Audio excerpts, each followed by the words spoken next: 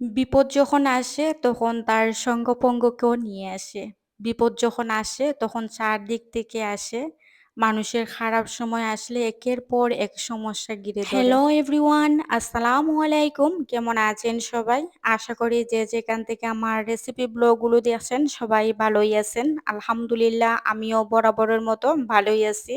নতুন দিনে নতুন ব্লগ রেসিপি নিয়ে আসলাম। আশা করি আজকের ব্লগ রেসিপি আপনাদের ভালোই লাগবে। অনেক দিন ধরে আমার মেজু ভাই আমাকে ফোন দিয়ে বলছেন যে আমাকে নাকি মিষ্টি খাওয়াবেন। তো কিসের উপলক্ষে মিষ্টিটা খাওয়াবেন সেটা জিজ্ঞেস করলে উনি কিন্তু আমাকে বলেননি যে এই কারণে মিষ্টিটা খাওয়াবো।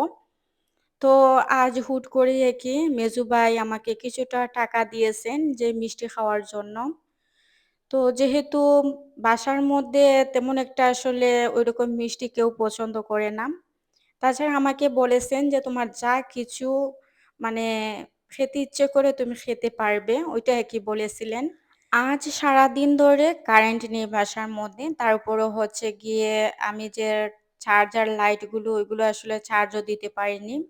তাছাড়া রাতে কারেন্টটা চলে গিয়েছে। তো রাতে যে রান্না করব আসলে এই উপায়টা ছিল না। তো রান্নাটা কিভাবে করব তো মনে মনে ডিসাইড করলাম যেহেতু মেজু ভাইয়ে টাকা দিয়েছেন তো পার্সেল করে বাসার মধ্যে নিয়ে এসে সবাই খেয়ে নেই। কিছু একটা এনে রান্না করব না আজ। তো যেই বাবা সেই কাজ। এদিকে বাচ্চারাও এতটা গরমে কান্না করছে আসলে সামলানো যাচ্ছিল না। ২ বোন মিলে আসলে ২ জনকে সামলাতে পারছি না। আর এদিকে মেয়েরও পরীক্ষা চলছে। সবকিছু মিলিয়ে যেন কেমন, কেমন দিন যাচ্ছে আসলে ওইসব কথা আপনাদেরকে বলে কয়ে বুঝাতে পারব না। তো যাই হোক, আমি বলেছি যে আমি বিরিয়ানি খাবো। তো কেউ বলল তেহারি খাবে, আবার কেউ বলল গ্রিল খাবে। দুজনে গ্রিল খাবে, একজনে তেহারি খাবে আর একজনে হচ্ছে গিয়ে বিরিয়ানি খাবে। তো আমি বিরিয়ানির জন্য বলেছিলাম যে আমি বিরিয়ানি খাবো। আর কপালটা যে এত খারাপ হবে আসলে বুঝতে পারিনি। কিছুটা ভিডিও আপনাদের সাথে শেয়ার করার জন্য তুলে রেখেছিলাম রাতের। তো দেখতেই পারছেন অন্ধকার অবস্থায় একে আমি ভিডিও করেছি। এদিকে যখন আমি এই পার্সেলটা খুলেছিলাম দেখুন কোনো মসলা দেইনি, শুধু একটা চিকেনকে মানে ভেজে তেল দিয়ে তারপর এই যে সাদা ভাত দিয়েছে। তো এরকম কি খাওয়া যায় বলেন? আমি ভাবলাম যে হয়তো বিরিয়ানি আসবে তো কিছু রান্না করে নিই। যে ভাত ছিল ওইগুলো আসলে ভাত খাওয়া হয়ে গেছিল। আমি একবারের জন্য কিন্তু ভাত রান্না করি। ভাতটা কিন্তু আমি রাতে একবার রান্না করি, দুপুরে একবার রান্না করি। অল্প, অল্প করে ভাতটা রান্না করি। আর এই যে এই অবস্থাতে আসলে ভাত রান্নাটা আমি করিনি। তো ভাবলাম যে বিরিয়ানিটা খেয়ে নিলে তো অল্প রাতের খাবার তো অল্পই খেতে হয়। তাছাড়া আমি কিন্তু রাতের খাবারটা একটু অল্পই খাই। তো এই যে চিকেনটা দেখতে পারছেন, এইভাবে কি খাওয়া যায়? কোনো ঝোল নেই, কিছু নেই। শুধু চিকেনকে মানে তেল দিয়ে ভেজে দিয়ে দিয়েছে। ওইটা কি খাওয়া যায়? তো অনেক কষ্ট করে আরকি খেয়েছি। আর এদিকে হচ্ছে গিয়ে এদিকে মেয়েরা হাউমাউ করে কান্না করছে এত পরিমাণে কি বলবো গরম পড়েছে। রাতে সারারাত শুধু পাখা দিয়ে বাতাস করেছে ওদেরকে। তো যাই হোক কিছুটা শেয়ার করলাম আপনাদের সাথে। এদিকে এই যে আরেকটা জিনিস দেখতে পারছি লাগেজের মধ্যে ৬ মাস ধরে এই মানিব্যাগটা দেখছি আর মনে, মনে হাসব্যান্ডের সাথে এত পরিমাণে রাগ করছি, প্রকাশ্যে করছি না মনে, মনে করছি। লাগেজটা যে কারণে বের করি না কেন এই মানিব্যাগটা চোখে পড়লে মনে, মনে ভাবি এই মানিব্যাগ দিয়ে আমি কি করব? কেন নিয়ে এসেছে এই মানিব্যাগটা? ওইটাই শুধু প্রশ্ন। কিন্তু কখনো ছুঁয়েও দেখিনি যে মানিব্যাগে কি আছে। লাগেজ যখন খুলতাম তখন হাসব্যান্ডেরকে মনে, মনে কত কিছু বলেছি যে, "এই মানিব্যাগ দিয়ে আমি কি করব? আমার জন্য নিয়ে এসেছে।" কত কিছু বলেছি আসলে ওইসব কথা আপনাদের সাথে শেয়ার করতে পারব না। আপনারা বুঝে নেবেন যে আমি কি বলতে চেয়েছিলাম। রাগের ক্ষুধে আজ এই মানিব্যাগটা জুড়ে একটা টান দিয়েছি। দেওয়ার পর আমি দেখে পুরোই অবাক। তো ভাবলাম আপনাদের সাথে একটা শেয়ার করে নেওয়া উচিত। তো এটাকে আমি শেয়ার করছি আপনাদের সাথে। এই যে দেখতে পারছেন কত সুন্দর দেখুন নখ-কাটনি, কেঁচি কত কিছু নিয়ে এসেছে। তারপর আমার হাসব্যান্ডকে আমি ফোন দিয়ে বললাম যে, "এসব নিয়ে এসেছো আমাকে তো আগে বলবে।" এই মানিব্যাগ দেখে তো মনে, মনে ভাবলাম যে এই মানিব্যাগ কার জন্য নিয়ে এসেছো বা কেন নিয়ে এসেছো? আমি তো বুঝেছিলাম ছেলেদের মানিব্যাগ। লাগেজটা বের করেছিলাম। তো বের করার পর আপনাদের সাথে শেয়ার করেছি। আর এদিকে হচ্ছে গিয়ে পেঁপেগুলো কেটে নিয়েছি। আর এই যে চাল কুমড়ো একটা ওইটা দিয়ে রান্না করব আরকি। তো ওটাও অফ ক্যামেরায় আমি কেটে নিয়েছি। আর এদিকে হচ্ছে মটর ছেড়েছিলাম সকালবেলায়। তো সকালবেলা থেকে মটর যে ছেড়েছি তো পানি পড়ছিল এদিকে। তো ভাবলাম যে অপচয় না করে এই পানিটা কাজে লাগিয়ে দেই। তো এই যে অপচয় না করে তারপর ওইগুলো ধুয়ে দিচ্ছি। ধুয়ে তারপর পরিষ্কার করে তারপর হচ্ছে গিয়ে দা-বটি দিয়ে ছোট, ছোট পিস করে একটা ভাজি তৈরি করব।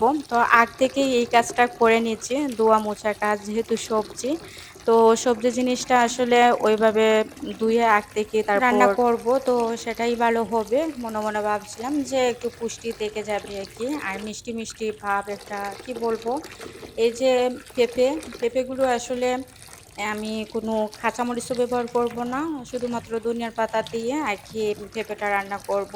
এতে মিষ্টি নেওয়ার মতো মিষ্টি, মিষ্টি একটা ভাব থাকে আর খেতে কিন্তু ভীষণ ভালো লাগে। আমি রুটি দিয়ে খাবো। এদিকে ভাইয়া যে অল্প কিছু পয়সা দিয়েছিল তো সেটা দিয়ে তো রাতের খাবার সেরে নিয়েছিলাম। তারপর হচ্ছে গিয়ে আমাকে বলেছিলেন যে আমরা দোয়া করব। তো খেয়ে দিয়ে সবাই দোয়া করেছি মনের আশা যেন ভাইয়ের পূরণ হয়। তো সবাই কিন্তু দোয়া করবেন আমার ভাইয়ের জন্য। আমার ভাইয়ের যেন মনের আশাটা পূরণ হয়।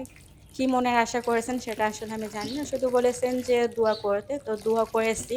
এদিকে হচ্ছে গিয়ে আমার হাসব্যান্ড যখন দেশে আসে আমি টোটাল বলে দেই যে আমার জন্য কিছু নিয়ে আসার প্রয়োজন নেই। শুধু, শুধু চলে আসো। আর মেয়েদের জন্য কিছু নিয়ে আসার প্রয়োজন নেই। শুধু, শুধু টাকাটা অপচয় করো না তো চলে এসো। দেশের যা লাগে ওদেরকে কিনে দেবে এরকম বলি। তো আমার হাসব্যান্ডের তো আবার মনে মানে না। দেশে আসবে শুধু খালি হাতে আসবে। তো ওর বাবা কিন্তু ২ মেয়ের জন্য লাগেজ ভরে শুধু খেলনা নিয়ে আসবেন। আর এদিকে হচ্ছে গিয়ে আমি তো কিছুই বলি না। তো আমার জন্য কসমেটিক্স কি যেন কি নিয়ে আসে যেগুলো আমার মানে ব্যবহার করে না ওইগুলো নিয়ে আসে। তো প্রতি বছরই ও এইসব করে আমার সাথে।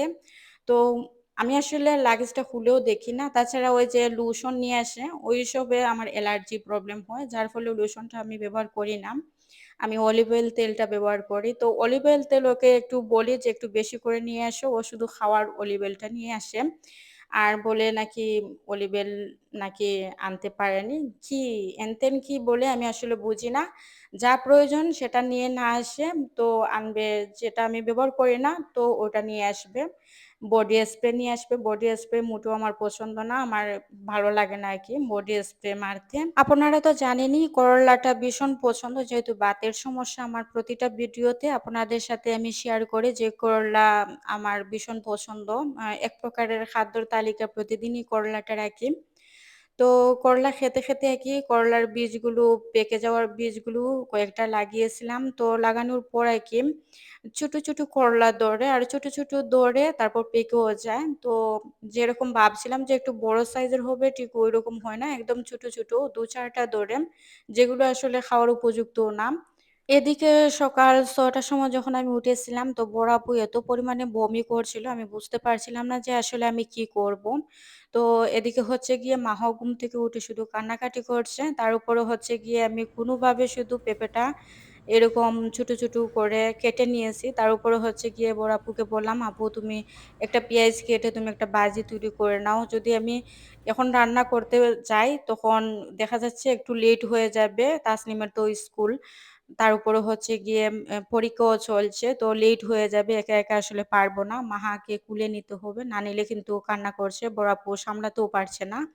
শুধু কান্না করছে আম্মি, আম্মি বলে। তো যাই হোক, এদিকে হচ্ছে গিয়ে বড় আপু বাজিটা তৈরি করে নিয়েছে। আর আমি রুটি বেলে নিয়েছিলাম অফ ক্যামেরায়। তারপর সবাইকে দিয়ে এখন রুটিটা আমিও খেয়ে নিচ্ছি সকালবেলার নাস্তা। আমার প্রাণপ্রিয় বন্ধুরা, যদি আমার ভিডিওটা কোনো অংশে আপনাদের ভালো লেগে থাকে অবশ্যই লাইক, কমেন্ট, শেয়ার করে দেবেন। যদিও না লাইক, কমেন্ট কেউ শেয়ার করে না ভিডিওটা, তার উপরেও বলে দিচ্ছি। যদি মনে চায় তো লাইক, কমেন্ট, শেয়ার করে দেবেন। আপনাদের মতামত মানে থেকে থাকলে অবশ্যই আপনারা কিন্তু কমেন্ট বক্সে জানাতে পারেন। আর যদি চ্যানেলে নতুন হয়ে থাকেন অবশ্যই চ্যানেলটি সাবস্ক্রাইব করে রাখবেন। আর এতক্ষণ পর্যন্ত ধৈর্য সহকারে আমার ভিডিওটা দেখার জন্য অসংখ্য ধন্যবাদ সবাইকে। প্রত্যেকটা ভিডিওতে আপনাদেরকে বলি যে নতুন হয়ে থাকলে চ্যানেলটি সাবস্ক্রাইব করে রাখবেন। কে বা কার কথা শুনে। তারপরেও আবার বলে রাখছি যদি নতুন হয়ে থাকেন অবশ্যই চ্যানেলটি সাবস্ক্রাইব করে রাখবেন। প্রত্যেকটা ভিডিও একটু লম্বা করে দিচ্ছি। আর যদিও না ওয়াচ টাইম গুলো কেটে যাচ্ছে যার ফলে একটু লম্বা করে ভিডিওটা দিচ্ছি। আর এতক্ষণ পর্যন্ত শুধু বকবক করেই যাচ্ছি। সবাইকে অসংখ্য ধন্যবাদ এতক্ষণ পর্যন্ত আমার বকবক শোনার জন্য। আর অবশ্যই লাইক দিয়ে আমার ভিডিওটা কন্টিনিউ দেখবেন। আর যদি মতামত থেকে থাকে অবশ্যই কমেন্ট বক্সে মতামতটা জানিয়ে যাবেন। ভিডিওটি এ পর্যায়ে ছিল। সবাই ভালো থাকবেন, সুস্থ থাকবেন। আল্লাহ হাফিজ। আসসালামু আলাইকুম।